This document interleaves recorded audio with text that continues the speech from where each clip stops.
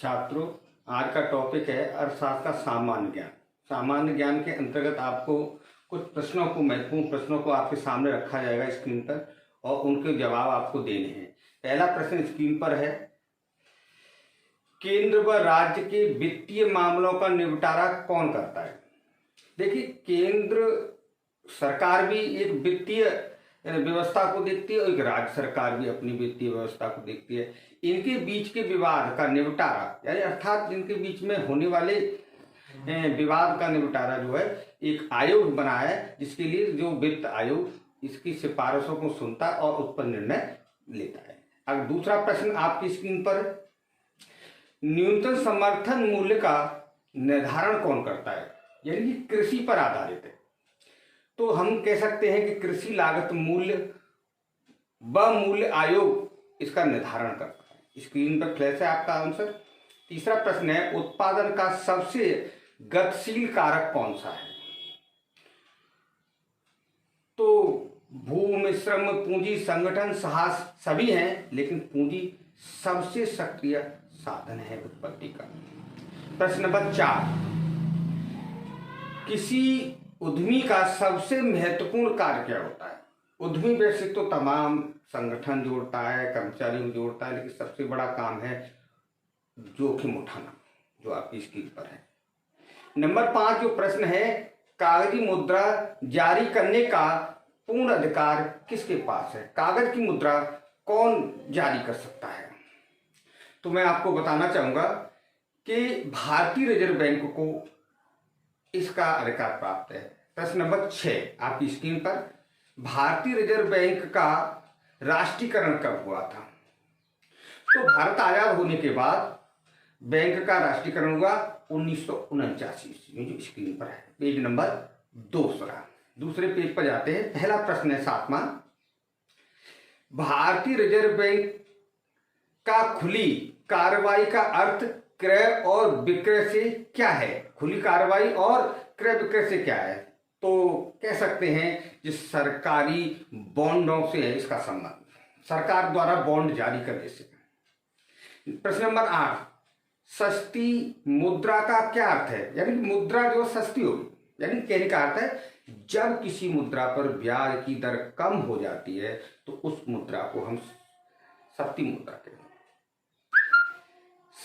सरकार आर्थोपाय ऋण कहां से लेती है? यानी कि देश के लिए जब जरूरत होती है, जैसे अभी कोरोना चल रहा है, तो इसके लिए वित्तीय व्यवस्था कहां से कर रही है? तो रिजर्व बैंक से। ठीक है, इसी प्रश्नों के साथ इस तरह के। अब देखिए तीसरा पेज आपके सामने है। 10वां क्वेश्चन सबसे पहले स्क्रीन पर ऊपर है कि प्रति व्यक्ति आय ज्ञात करने के लिए आय को किससे बांटा जाता है? राष्ट्रीय आय प्राप्त करने के, देश की कुल जनसंख्या से भाग देने पर राष्ट्रीय आय प्राप्त हो जाती है। मुद्रा स्वयं मुद्रा का निर्माण करती है, ये कथन किसका है? ये कथन है कोउमर का। आपकी स्क्रीन पर उत्तर है कोउमर का, याद रखने की जरूरत है। प्रश्न नंबर 12, जिस मुद्रा में शीघ्र पलायन करने की प्रवृत्ति हो क्या कहलाती वो मुद्रा? यानी कि एक देश से दूसरे देश चली जाए, दूसरे देश से तीसरे देश चली जाए, सब जगह वो सम्मान हो, उसे गर्म मुद्रा कहते हैं। Page number 4। प्रश्न नंबर 13, हिंदू वृद्धि की दर किसके संबंधित है? ये तो बड़ी अजीब सवाल है।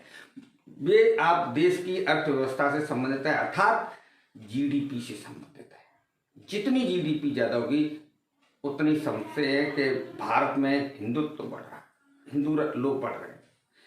प्रश्न नंबर 14, भारत की राष्ट्रीय आय का प्रमुख स्रोत क्या है? तो भारत में राष्ट्रीय आय का प्रमुख स्रोत है सेवा क्षेत्र, नौकरियां, उनसे ही ज्यादा टैक्स प्राप्त होता है। प्रश्न नंबर 15, भारत में राष्ट्रीय आय समंकों का आकलन किसके द्वारा किया जाता है? तो आप जाहिर सी बात है कि केंद्रीय सांख्यिकीय संगठन के द्वारा इसका किया जाता है संगठन। पेज नंबर 5 स्क्रीन पर 16वां प्रश्न है आपके साथ, वह भारतीय राज्य कौन सा है जिसका वित्तीय लेन देन भारतीय रिजर्व बैंक से नहीं होता है, वो बैंक, रिजर्व बैंक उसे पैसा नहीं देती है या रिजर्व बैंक से वो पैसा नहीं लेता है, वो राज्य है, इकलौता राज्य जम्मू कश्मीर, जो विवादित है। प्रश्न नंबर 17, भारत में सबसे पुराना स्टॉक एक्सचेंज कहां पर है? आप जानते हैं, सेंसेक्स। तो बॉम्बे स्टॉक एक्सचेंज है सबसे पुराना। 18वां प्रश्न, अर्थव्यवस्था में मुद्रा के तुल्य और कीमत स्तर के बीच में क्या संबंध पाया जाता है? अनुलोम या प्रतिलोम? तो जवाब है प्रतिलोम, उल्टा पाया जाता है। पेज नंबर 6 स्क्रीन पर, और सबसे पहला प्रश्न है 19वां। स्टैगफ्लेशन की स्थिति क्या होती है? यानी कि एकदम रुकावट की स्थिति क्या होती है?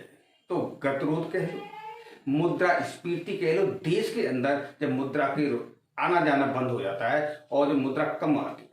20वां प्रश्न है, IMF के नियमों के अनुसार हर सदस्य को अपनी वैध मुद्रा का समतुल्य अमेरिकी डॉलर के रूप में अन्य किस मुद्रा में घोषित करना होता है? यानी कि अगर हम बात करें डॉलर की, डॉलर के मुकाबले ऐसी कौन सी चीज है जिसमें आप कर सकते हैं? तो आपकी स्क्रीन पर उत्तर है पाउंड स्टीलिंग के रूप में। 21वां प्रश्न है, योजना आयोग का गठन कब हुआ था? तो आप जानते हैं, भारत जैसी आजाद हुआ और देश में योजना आयोग बना कि समस्त प्रकार की आर्थिक योजनाओं को संचालित कैसे किया जाएगा। Page number 7। 22वां क्वेश्चन है पेज नंबर 7 पर, योजना आयोग यानी कि जिसको आप नीति आयोग कहते हैं का अध्यक्ष कौन होता है? जाहिर सी बात है, देश के प्रधानमंत्री।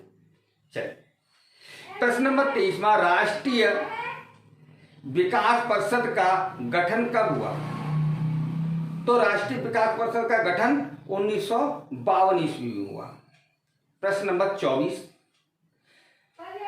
भारत में प्रथम पंचवर्षीय योजना कब प्रारंभ हुई? तो भारत में प्रथम पंचवर्षीय योजना भारत के आजादी या स्वतंत्रता के बाद 1951 ईस्वी में नई दिल्ली से प्रारंभ हुई। Page number 8। 25वां क्वेश्चन आपके सामने फ्लैश हो रहा है, आपको दिखाई दे रहा है, देखिए। चलिए, योजना अवकाश कब से कब तक कहा गया है? इस समय के दौरान कोई योजना नहीं बनी। वो समय याद रखना बच्चों, 1966 से लेकर 1969 ईस्वी तक किसी भी प्रकार की देश में योजना नहीं बनी। इसको अवकाश समय कहते हैं। 26वां प्रश्न, भारत में वित्तीय वर्ष कब प्रारंभ होता है? आप जानते हैं 1 अप्रैल को सारी बैंकें अपने जो है कामों को करती हैं, इससे पहले सभी। 27वां प्रश्न, भारत के केंद्रीय बैंक कौन सा है? यानी कि सरकार का केंद्रीय बैंक कौन सा है? तो आपके सामने है रिजर्व बैंक। पेज नंबर 9 और आखिरी, ये 30 प्रश्न आपसे पूछे जा रहे हैं। अगले में 30 प्रश्न और मैं पूछूंगा वीडियो में। 28वां प्रश्न आपके सामने है कि 1 रुपए के नोट जारी कौन करता है? भारत सरकार, रिजर्व बैंक नहीं, उसे वित्त मंत्रालय करता है। 29वां प्रश्न, पहला पूर्ण भारतीय बैंक कौन सा है? यानी कि टोटल पैसा उसके अंदर केवल भारत के उद्योगपतियों का, निवेशकों का है। Punjab national bank. आखिरी प्रश्न 30वां प्रश्न है, पंजाब नेशनल बैंक की स्थापना कब हुई थी? और इस बैंक की स्थापना 1894 ईस्वी में हुई थी। इसी प्रकार से मैंने आपके 30 प्रश्न आपके सामने रखे। मैं चाहता हूं बच्चों कि आप इन प्रश्नों को बार बार वीडियो देख करके याद कीजिए। ऐसे ही प्रश्न मैं 30 प्रश्न करके आपको अपने वीडियो में देता रहूंगा। मेरे चैनल को सब्सक्राइब करना और लाइक एंड शेयर करना मत भूलिए, जिससे सभी बच्चों को ये वीडियो पहुंच सके और बच्चे इस कोरोना महासंकट में अपने आप को सुरक्षित कर सके, जिससे देश सुरक्षित रह सके। जय हिंद।